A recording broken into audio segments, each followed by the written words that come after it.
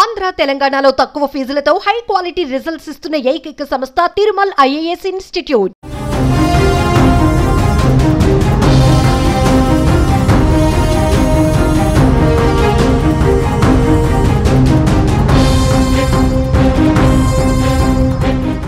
అనంతపురం జిల్లా రాప్తాడు నియోజకవర్గంలో హైటెన్షన్ వాతావరణం అయితే కొనసాగుతోంది. రామగిరి మండలం పాపిరెడ్డిపల్లిలో ఇటీవల హత్యకు గురైన వైఎస్ఆర్సీపీ కార్యకర్త లింగమయ్య కుటుంబ సభ్యులకు పరామర్శ నేపథ్యంలో జగన్ చేపట్టిన టూర్తో ఉద్రిక్తత పరిస్థితులు నెలకొన్నాయి. ఇప్పటికే రామలింగయ్య హత్యతో స్థానికంగా వైసీపీ టీడీపీ మధ్య నివురుగప్పిన అగ్గిలా పరిస్థితి ఉంది. ఇరువురి మధ్య మాటల యుద్ధం కొనసాగుతోంది.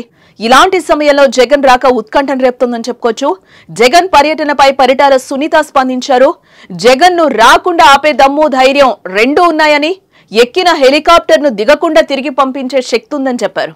కానీ చంద్రబాబు ఇలాంటి సంస్కృతి నేర్పలేదని ఆమె ప్రకటన చేశారు. శవ రాజకీయాలు చేస్తున్నారని మండిపడ్డారు.